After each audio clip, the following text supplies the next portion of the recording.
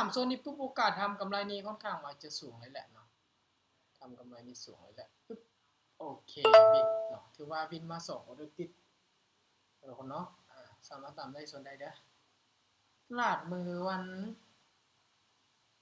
นพุธเนาะตลาดวันพุธเด้อออเดอร์ที่2ก็ถือว่าวินไปจากพอ400ปัจจุบันเติบโตขึ้นมาสู่428เนาะออเดอร์นี้ก็ไปอีก15หาว่าพอยังบ่เติบโตพอ30เนาะออเดอร์นี้จะยังขอซื้อขึ้นเด้อทุกคนเด้อซื้อขึ้นเด้อตามได้ส่วนใดเนาะนั่นในจุดนี้เป็นอย่างไรจึงเลือกซื้อเนาะทั้งที่ตลาดนี้มันเป็นพยายามที่จะลงให้ทุกคนเบิ่งจากแนวโน้มอดีตของมันก่อนเนาะมันติดฐานเนาะมันจะลงมาต่ำฐานนี้โอกาสที่มันจะปิดเขียวในค่อนข้างมันจะสูงกว่าก็คือฐานส่วนใดฐานส่วนนี้เดี๋ยวทุกคนเดี๋ยวจะตีเป็นลูกศรให้เนาะเพื่อให้ทุกคนนี้เบิ่งเนาะจุดออกเนาะตัวนี้จะเป็นโซนของมันเนาะที่เราเทรดอยู่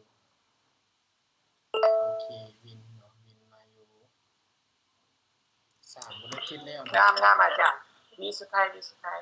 3บริติดแล้วทุกคนได้3บริติดณปัจจุบันมีกำไรอยู่ที่42ดอลลาร์เนาะ42ดอลลาร์เนาะฉะนั้นเขาใช้การบริหารเงินเอาเด้อเมื่อเราเทรดได้เราจะกลับมา12ดอลลาร์เด้อออเดอร์นี้ยังจะขอเลือกที่จะซื้อขึ้นนะทุกคนนะซื้อขึ้นเพราะว่ามีการลงมาต่ำและมีการกดราคาขึ้นไปเนาะ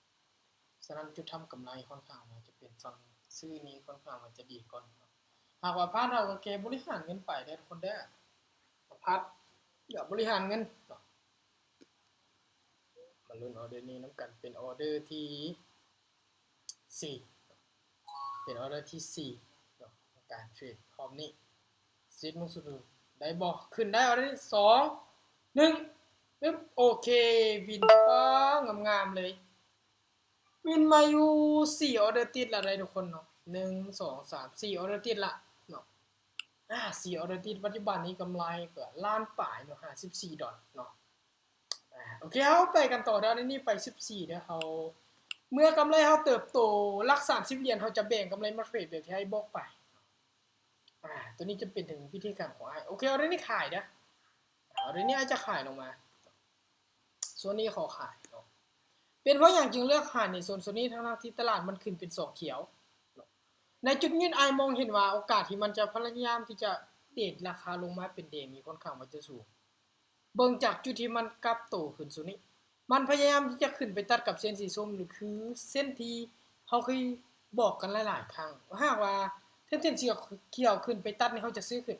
ออเดอร์นี้เนาะจังได2 1โอเควินมา5ออเดอร์ติดเนาะทุกคนเนาะวินมา5ออเดอร์ติดเด้อสำหรับพอมีตติ้งนี้ถือว่ากำไรอยู่67ดอลลาร์เนาะ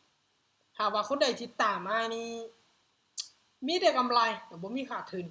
ยังบ่ได้เสียจากออเดอร์เลยเนาะยังบ่ได้เสียจากออเดอร์เนาะถือว่ามีกำไรกันเลยแหละเนาะโอเคเขาจะไปออเดอร์นี้ไป17เนาะเมื่อเฮา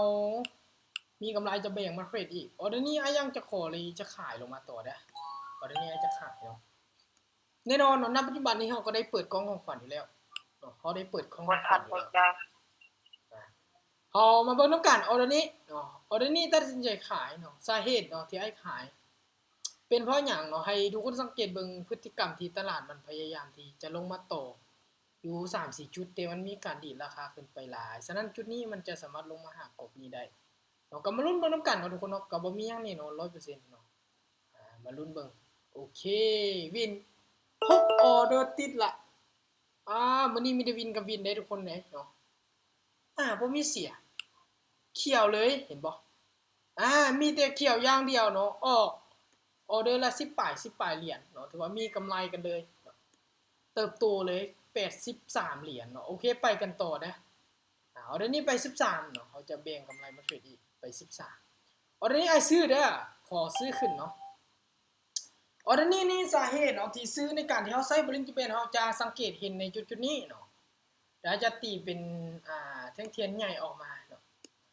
ให้เฮาสังเกตเมื่อตลาดนี้มันลงไปใกล้กับจุดที่เป็นแนวรับก็คือเส้นสีส้มเส้นสีฟ้าด้านบนนี้ลงไปหลายเนาะฉะนั้นมันมีการรีเจ็คไซส์โอกาสที่ตลาดนี้มันจะกลับตัวเป็นเขียวในค่อนข้างว่าจะสูงเนาะ ถ้าหากว่าตลาดนี้มันเป็นโซนที่ว่าเป็นพยายามที่จะขึ้นเนาะเห็นบ่เป็นบ่มีพลาดโอ้ยมื้อนี้นี่ไผตามอ้ายนี่ ป๊าบมื้อนี้ฟันดีหลายเลย แน่นอนมีกำไรเลย1 2 3 4 5 6 7ออเดอร์ติดปอ7ออเดอร์ติดบ่มีพลาดเนาะเริ่มแต่เปิดมีตติ้งยังบ่พลาดจากออเดอร์ไปบ่แม่นกับกราฟ100ออเดอร์ไป15นะออเดอร์นี้ซื้อขึ้นต่อเด้อทุกคนเด้อยังจะซื้อขึ้นเนาะออเดอร์นี้ยังจะซื้อขึ้นต่อเนาะโซนนี้นี่พยายามขึ้นนี่ค่อนข้างมันจะหลายเลยแหละเนาะตลาดพยายามขึ้นนี่หลายเนาะโอ้ถือว่ามีกำไรได้มื้อนี้ได้เนาะทุกคนเนาะจากพอร์ต400จากพอร์ต400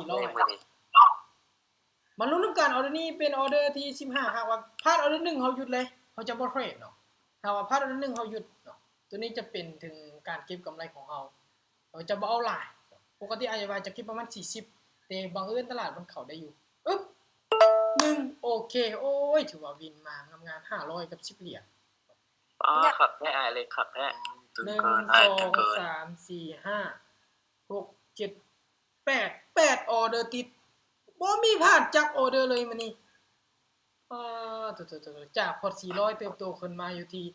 500กับ10ดอลหยุดเลยทุกคนหยุดเลยบ่โลภเด้อทุกคนเด้อหยุดเลยเด้อเอาบ่เทรดต่อนะเดี๋ยวเราจะมาเปิดกล้องของขวัญนำกันเนาะมีคนใดที่มีกำไรบ่สรุปมาเบิ่งเด้อว่าคนบวกคนลบเท่าใดนะกำไรอยู่30อันนี้วิจารณ์น้องบ่ได้เทศนะบายบ่เทศก็บ่เป็นหยังเนาะเบิ่งเอาเป็นกรณีศึกษาว่าจุดเข้าเป็นจุดใดเนาะสบายดีกำลัง10นี่กำไรอยู่15เหรียญอาจารย์โอ้สุดยอดสรุปมาเบิ่งเด้อว่าบวกลบกันเท่าใดเนาะตัวอ้ายนี่100กับ10เหรียญเดี๋ยวเราจะได้มาเปิดกล้องของขวัญนำกันเบิ่งมาเปิดกล้องของขวัญเนาะออเดอร์นี้8ออเดอร์ติดเลยหยุดเนาะหยุดเลยบ่เทรดเด้อ